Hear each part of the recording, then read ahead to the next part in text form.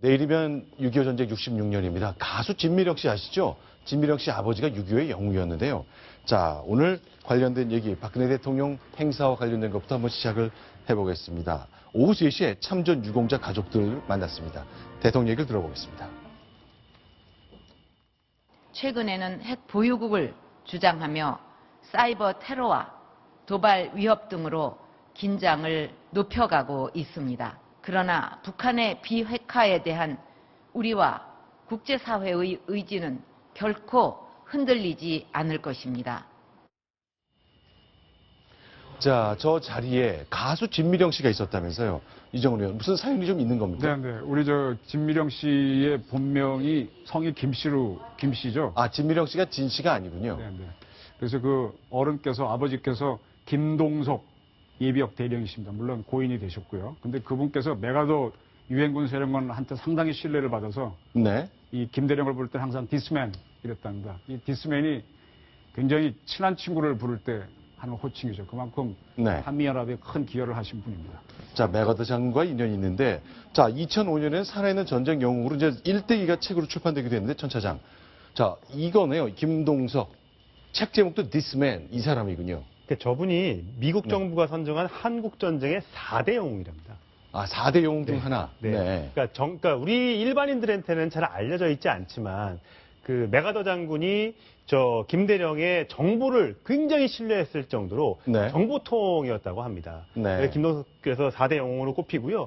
이 당시 일본군이었던 박정희 대통령이 1945년 만주에서 소련군의 포로로 이송되던 중에 하얼빈으로 도망을 왔다. 아, 박정희 대통령이 만주에서 일본군이었을 때 소련군의 포로로 이송됐다. 예. 저녁을 먹여서 조선 땅까지 무사히 돌려보냈다. 이렇게 이제 책에 써놨죠. 박정희 네. 대통령이 일본군인 적은 없고요. 네. 일본 육사를. 만주군. 네. 만주군입니다. 네. 만주군 시절이었습니다. 그런데 이런 인연이 맺어지기 시작했고요. 그 다음에 일화가 계속 이어지고 있죠. 그렇습니다. 6.25 이후에는 네. 박정희 전 대통령이 사단장을 지낼 때 자주 만났었다. 네. 8살 전후이던 박근혜 한나라당 대표에게는 용돈도 준 기억이 있다. 이렇게 얘기를 하고 있습니다. 아, 어린 박근혜. 그렇습니다. 대통령 되기 전이니까. 50년대 사단장의 생이니까 딸이죠. 60년대 초반이겠네요. 그때 네. 박근혜 그때 어렸을 때니까 네. 용돈도 주고 그랬다고 이제 일화를 자, 전했습니다. 며느리 삼고 싶다? 이게 뭔가요? 네. 박 대표는 아주 얌전한 데다 인물도 좋고 또 똑똑해서 어렸지만 남달라 보였다. 농담 삼아 며느리 삼고 싶다고 했더니 박 대통령이 어림도 없더라. 이렇게 되면서 꾸짖었다. 이런 일화도 소개를 했습니다. 자, 실제로 진미령 씨는 과거 방송에서 자신의 아버지, 대한민국이 자랑하는 6.25 전쟁의 4대 영웅 중에 하나인 김동석 장군을 이렇게 얘기했습니다. 들어보겠습니다. 그 부하가 그 위로 이제 올라가면 돌아올 때까지 집에는 들어오지 않으시고 그 부하가 올 때까지 꼼짝도 안 하시고 수염도 안 깎으시고 손톱 발톱도 안 만지시고 그렇게 하셨다 그러는 것 같아요. 굉장히 마음이 아파하셔서 영웅이 부족하다고 항상 말씀을 하셨고 인물을 자꾸 길러내야 되는데 걱정이다. 또 아버지 하시는 말씀은 자, 그러니까 군인으로서 부하들을 보내는 마음은 저런 거겠군요. 그럼 네. 저래야 됩니다. 저래야 되고 네. 저런 군인들이 많아야 되는데 네. 나토군이 많아서 걱정입니다. 네. NAT, 오늘 나토란 말을 많이 쓰십니다. 자, 그런데 오늘 오후에 있었던 행사에서요, 외국인 피아니스트가 등장했습니다. 어떤 사연이 있는지 한번 그 장면 볼까요? 예, 전쟁 영웅들이 나오는 자리였는데 네. 피아니스트가 등장해서 또 새롭게 주목을 좀 받았습니다. 어떤 분이냐면요. 세이모어 번스타인이라는 분인데 물론 이 장면은 어제 행사 장면이 아니라 과거에 있었던 그런 장면입니다. 네. 이 세이모어 번스타인이라는 유명한 피아니스트인데 네. 1951년에 당시에 24살의 나이였습니다. 그때 지원해서 한국전에 참전을 했습니다. 네. 그리고 나서는 한국 전쟁이 가장 치열하게 벌어지고 있는 동부전선, 서부전선을 찾아다니면서 100회가 넘는 횟수의 피아노 공연을 펼쳤기 때문에 새로운 또 정쟁 영웅이었다라는 평가를 받는 분입니다. 아, 전쟁 때, 그러니까 보통 이제 노래하고 밴드가 연주하면서 군인들을 달래는 것이 있는데, 우리 6.25 전쟁 당시 한반도에 미군 쪽입니다만 피아노 연주가 있었다. 그건 굉장히 이색적이네요. 근데 전투가 워낙 격렬하다 보니까요. 피아노 연주를 하는 동안에도 피아노 옆에는 소총을 세워놓고 연주를 했다. 이런 이야기를 했을 정도로 당시 상황을 상세히 묘사하고 있습니다. 자, 그러면요. 저 사람을 조명한 다큐멘터리 영화도 개봉됐다면서요? 그렇습니다. 올해 4월 달에 개봉한 영화인데요. 네. 피아니스트 세이모어의 뉴욕 소네트 이런 제목의 다큐멘터리 영화입니다. 이분이 그 6.25 전쟁 동안에 겪었었던 일 실화를 바탕으로 한 그런 영화라고 하는데요. 저도 아직 보지는 못했습니다만 당시 오늘 기자회견에서도요. 이 이야기를 하면서 내가 20년 일기장을 당시에 일기를 꼬박꼬박 써왔는데 네. 한동안 보지 않았다. 왜냐하면 너무 참혹했고 고통스러운 네. 날들이었다. 그런데 20년 지난 후쯤에 어느 날 문득 그 일기장을 펼쳐봤는데 그때 너무너무 충격이 컸고 다시 그때의 고통이 밀려와서 정말 어려운 나날을 또 보낼 수밖에 없었다. 그리고 하루 종일 울었다. 이런 이야기를 전해왔습니다. 자, 그럼 6월 호국보훈의 달입니다. 내일은 6.25입니다. 자, 사진전 또 열렸죠? 그렇습니다. 6.25 호국 보훈의 달을 맞아 6.25 전쟁 관련 사진전인데 AP통신이 본 6.25와 서울 전시라는 제목의 아, 이건 어떤 건가요? 23장의 사진들이 전시가 되고 있는데 여러 사진들이 있습니다. 그러니까 뭐 서울 탈환 시가전 장면, 저 폐허가 된 명동거리, 뭐 충무로거리 이런 것들도 있고요.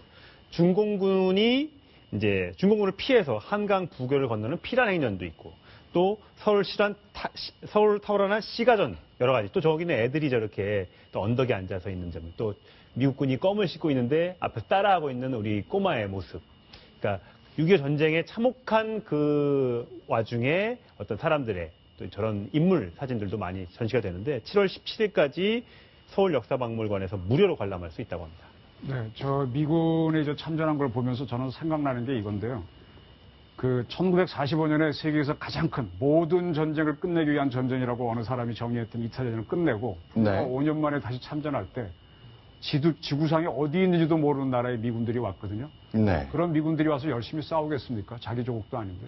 네. 근데 저 사람들이 아까 말한 처럼 이런 음악가도 오고 또 이분 말고도 전성가를 만드는 한국공군의 아버지 누굽니까? 그 군종 장교도 와서 공군 만들어주시고 이런 분들이 왔을 때 자기 소명의식이 굉장히 강합니다. 네. 그리고 또 하나의 장교로서 절대로 질 수 없다는 프라이드가 있어서 싸움이 들어가는데 참고로 우리나라 같은 경우 월남전에 참전한 거를 뭐 우리가 뭘 했다, 나쁜 짓을 했다 이런 식으로 몰아가잖아요. 그런 사람들이 있는데 미국 친구들, 이 군인들에 대해서 어떤 의미를 부여하느냐, 외국에 참전했을 때. 그리고 그 군인들이 어떤 의지를 갖고 가느냐, 이게 굉장히 중요합니다. 그래서 저는 미군들이 저때 한국에 처음 왔을 때 어떤 생각으로 왔고, 한국 사람은 어떻게 대했고, 그 와중에 이렇게 인간 휴머니즘을 보여주는 사람들에 대해서 어떤 감사를 했으면 좋겠다라는 말씀을 좀 드리고 싶습니다. 그렇죠. 1950년 아무런 정보가 없던 시절 도대체 코리아라는 나라가 어디 붙었는지도 모르는 가운데 미국의 젊은들이 무려 3만 8천 명이 목숨을 잃었습니다. 그 이제 미국은 그 당시 그 일본의 전순국으로 네. 5년 동안 일본에서 극동군 사령부가 맥어더 장군 이하에 네. 아주 그냥 평안한 세월을 놀기만 하고 있었습니다. 네. 그랬다가 미군이라는 이름만 들으면 북한군이 다 도망갈 줄 알았습니다. 그래가지고 맨 처음에 스미스 부대라고 오산에 왔는데 막상 상대해보니까 북한군이 상당히 강했던 겁니다. 네. 그래서 낙동강까지 밀려오면서 비로소 전선을 전열해서 인천 상륙으로 만회했죠. 네. 그러니까 참 우리가 참 고마워할 분들이 참 많습니다. 네. 당시 상황도 보면 이렇군요. 굴 속에서 이런 생활까지 했다는 예, 소리가 나오네요. 참전 용사들의 이런 사연들이 또 새롭게 조명이 되고 있는데요. 중공군의 눈을 피해서 굴 속에서 솔방울 같은 것을 먹어가면서 연명을 했다. 네. 26명이 함께 숨어 있었는데 우리가 중공군에 포위되고 둘러싸여 있어서 밖으로 나가지 못하고 싸우지 못해서 그때 돌아가신 전우들에게 미안한 마음으로 평생을 살아가고 있다. 이런 이야기를 전한 참전 용사들도 있습니다. 알겠습니다. 많은 사람들이 이제 잊혀진 전쟁이라고 특히 미국에서는 6.25 전쟁을 다 잊어버렸다고 얘기해서 많은 분들이 가슴 아파합니다. 미국이 대한민국의 6.25 전쟁 개입하면서 전 세계 2차 대전 이후에 산업화랑 민주화를 동시에 달성한 유일한 나라를 만들어냈거든요. 그런 자부심 있는 그 날이지만 많은 사람은 이제 하나둘 잊어가고 있습니다. 안타까운 마음 좀 소개해드렸습니다. 자, 지금까지 세 가지 소식 봤습니다. 김기호 교수님 그리고 이정훈 편집위원 두 분은 여기서 인사드리겠습니다. 고맙습니다. 네, 감사합니다.